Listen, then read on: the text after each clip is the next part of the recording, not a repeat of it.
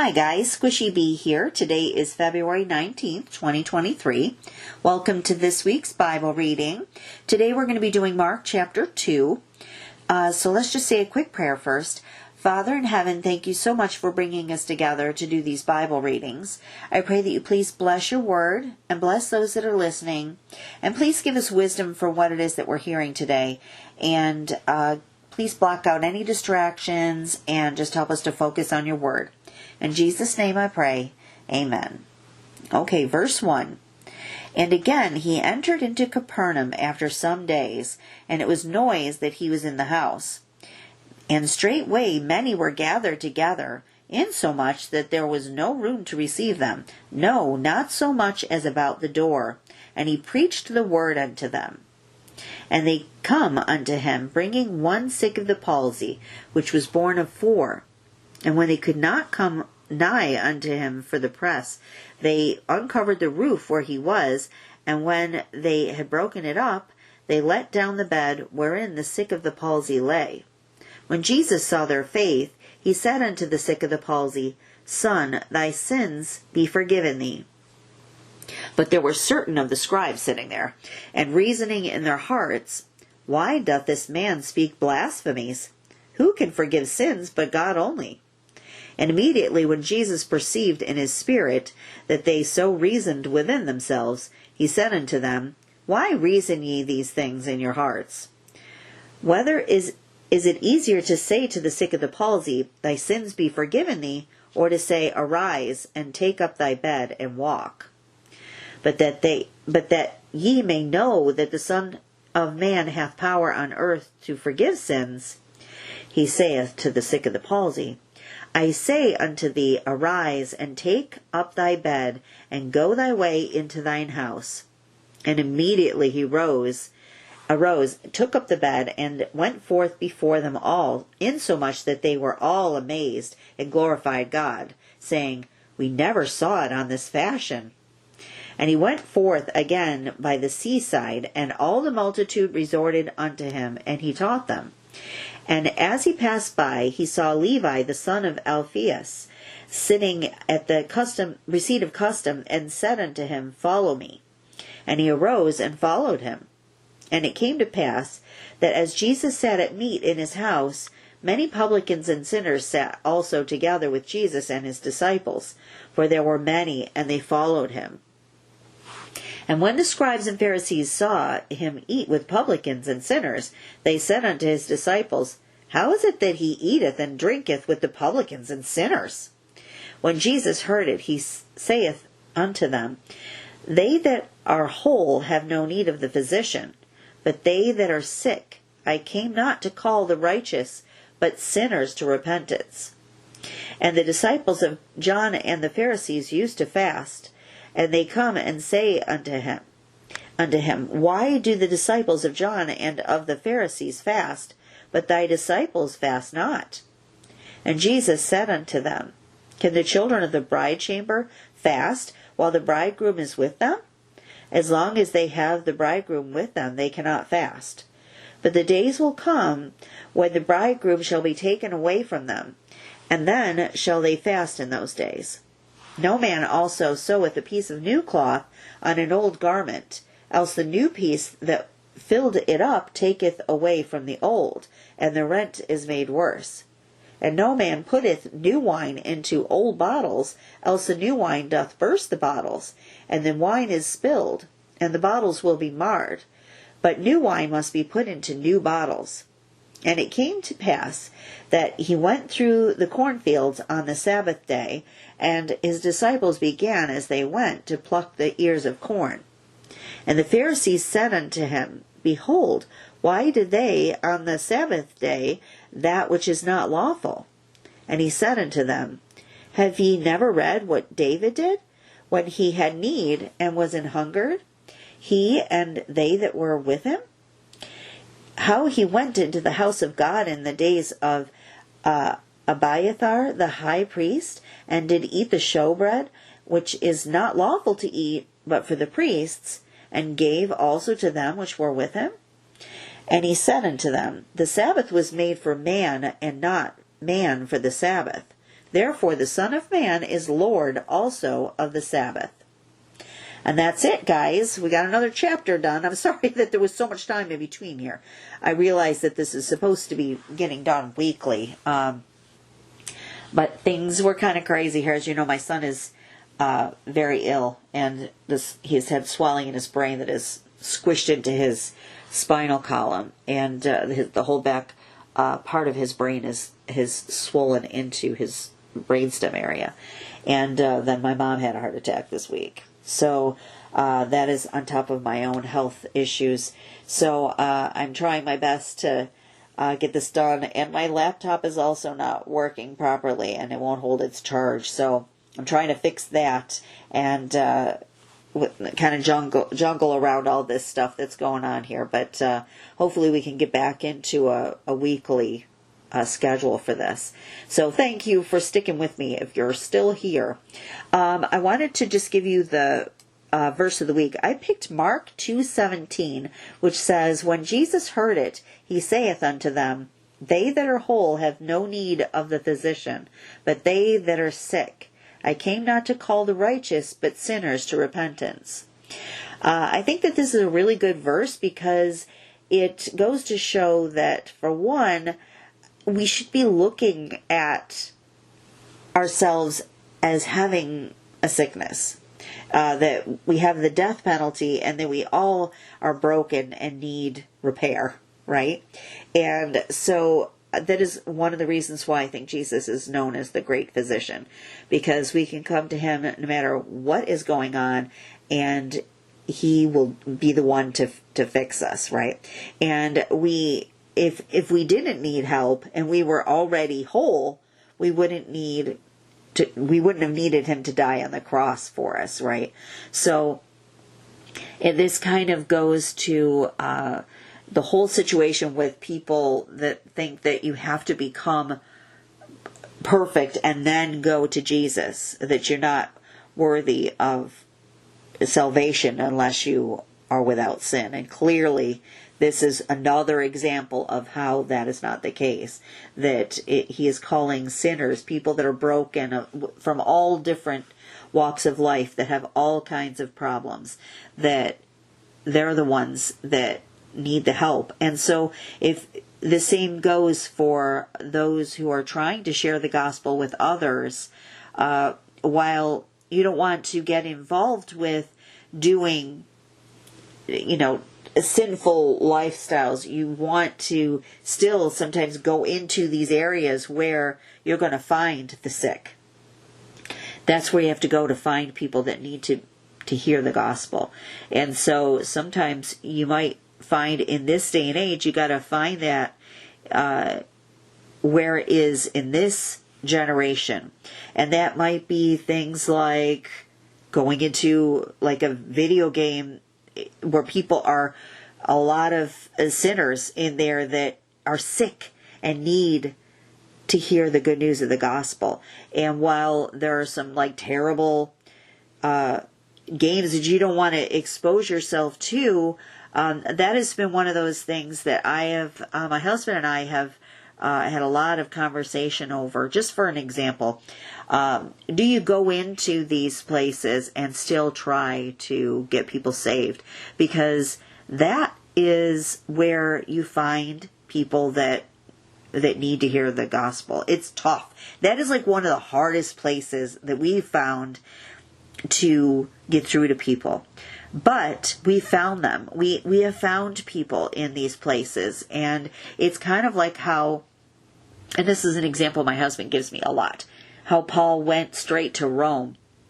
He knew he'd probably be killed by going there. That is like fleeing from a forest fire. Like everybody is fleeing the fire and you go straight back into the fire to save people that are in there, in this forest. You know you're probably going to get killed in the process, but you're trying to save those that are in there. So he, my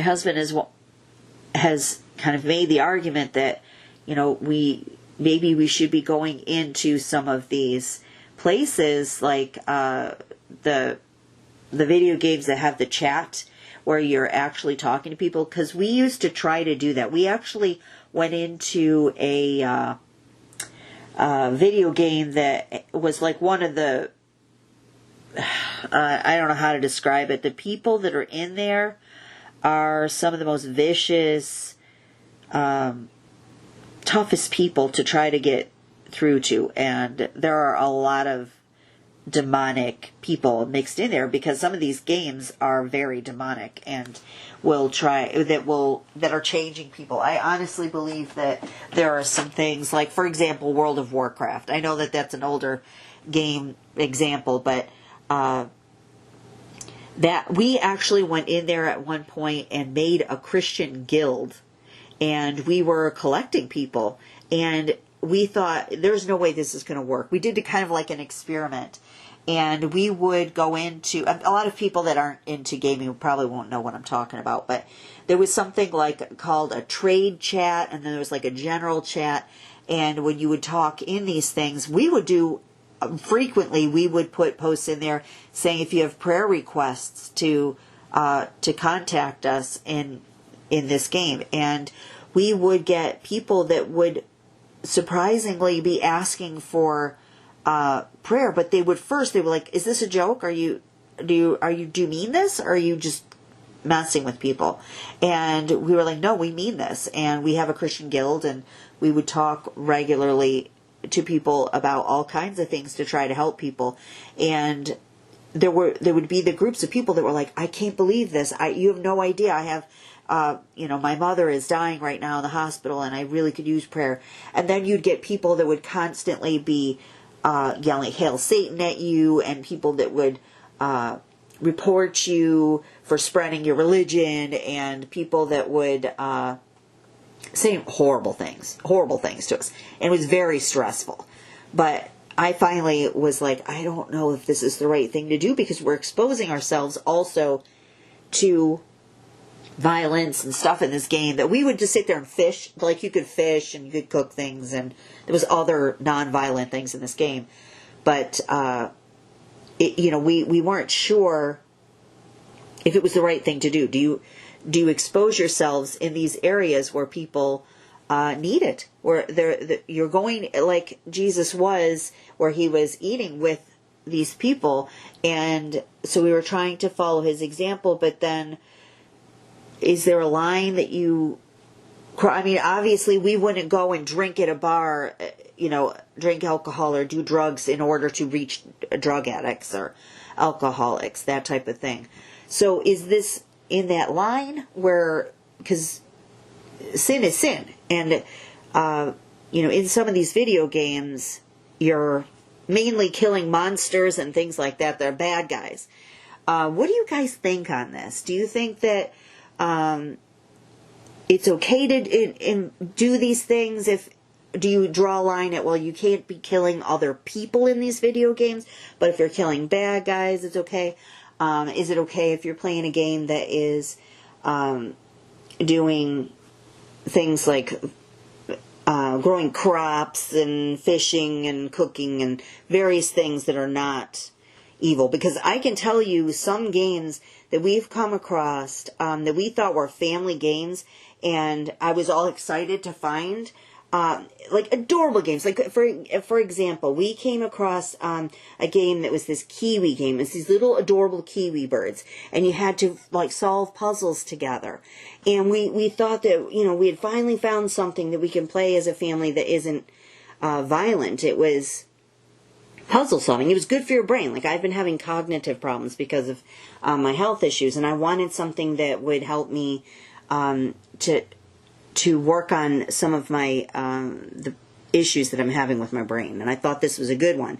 And we got way into the game, and all of a sudden it changes to this level that was the most satanic thing I've ever seen in my life. They literally had these birds doing Ouija boards, and on the map of the things where you had to find the numbers to, you're mailing stuff out. It's like a post office kind of thing. So it was sorting numbers and things that I thought would be good for me. They even showed on the map Potter's Field. Now, things like that that's biblical, and people that don't know the Bible would just brush over that. They wouldn't even understand what that means. But these people making these games, I'm telling you, they know what they're doing. They know the Bible. I think there is some evil demonic forces behind a lot of these games, just like there is behind music and certain movies and things like that in Hollywood. I think it's all Satan running all these things, because Satan runs this world, right? And they know what they're doing, and they suck people in with these things. Now, that game would be something that kids would be attracted to, because it was all adorable, cute things, right? Until you get into it, and then later it turns into something that satanic, and who knows what is actually going on there. You were forced to use like a digital Ouija board thing in order to complete the level.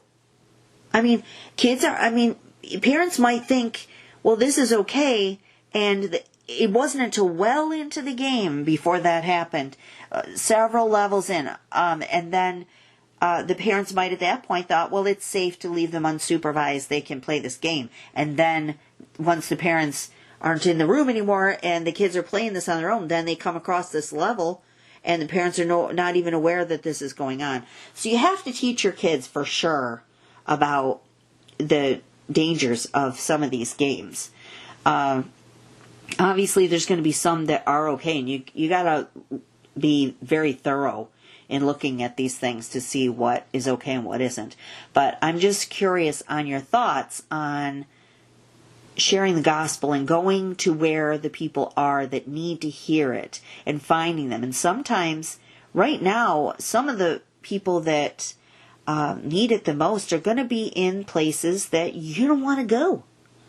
But do you go regardless? Because it's kind of like preaching on the street corners, or preaching outside of abortion clinics, or a lot of the other locations that you're going to reach people in inner cities and things. It can be really dangerous preaching on the street. Well, it's not just dangerous physically. It's dangerous spiritually, because people don't want you there, and they will send people that know what they're doing. And I can tell you right now, there are people that are well into witchcraft and demonic stuff that are in these games, that are out there looking to deliberately do stuff spiritually to people.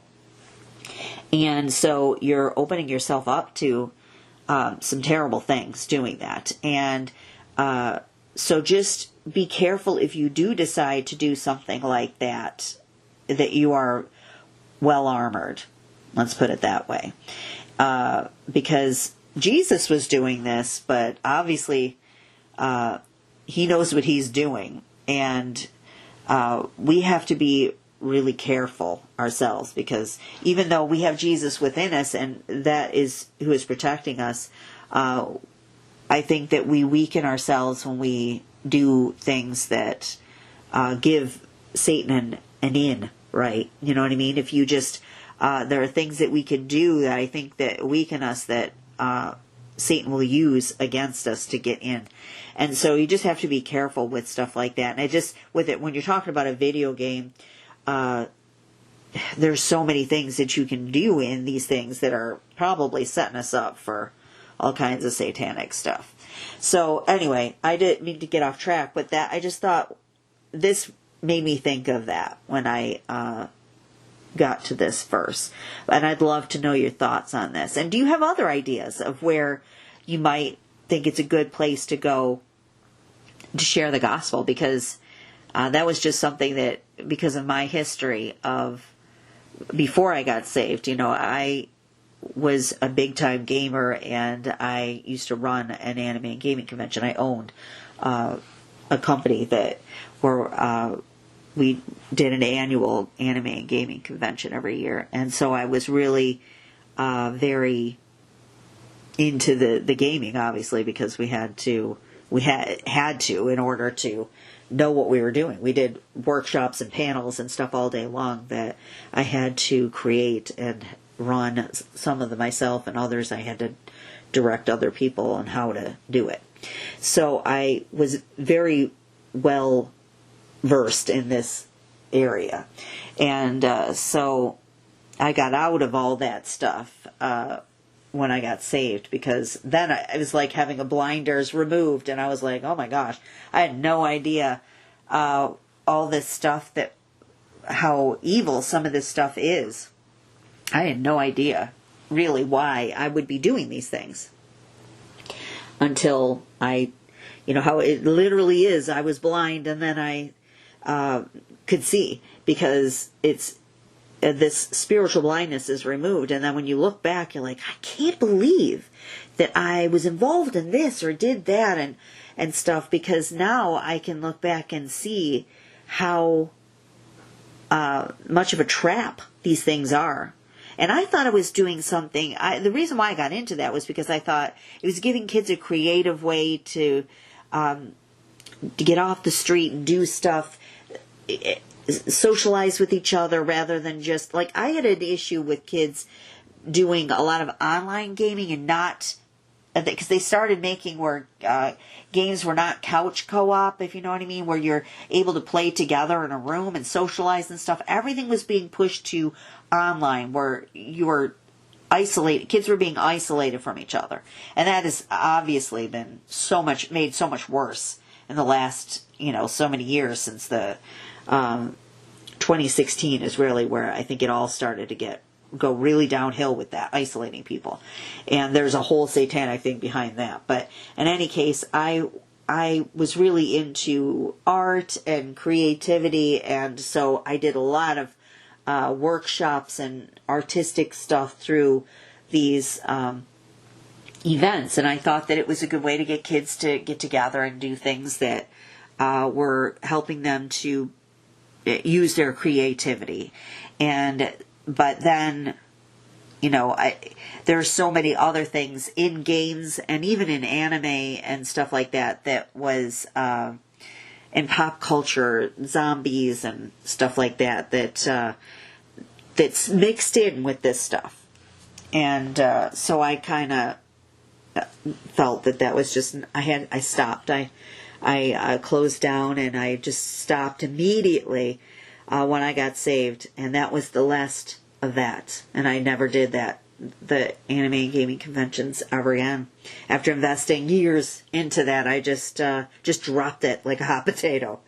And so in any case, I just wanted to give you a little bit of testimony on some of my background of why I kind of was familiar with this area. And so in any case, I'd love to know your thoughts on this. And until next week, when we'll do Mark chapter 3, I will try to get in with some other stuff. I really wanted to do some news videos and stuff, but I'm trying to also spend extra time with my son, who is not doing well. And I appreciate any prayers that I can get for him. My mom is back home from the hospital and is doing better. Again, prayer, I'm sure, is a big part of that, because after having her heart attack, she went through a whole slew of tests and everything, and we prayed really hard, and they said that they couldn't find any permanent problems or even the cause of why she had this. So they let her go home, and she's doing better now. She got some rest, and she's doing better now. So in any case, I will be talking to you. I love you guys. I hope you're all staying healthy and doing well. Until next time, I love you. God bless you, and I'll be seeing you. Bye-bye.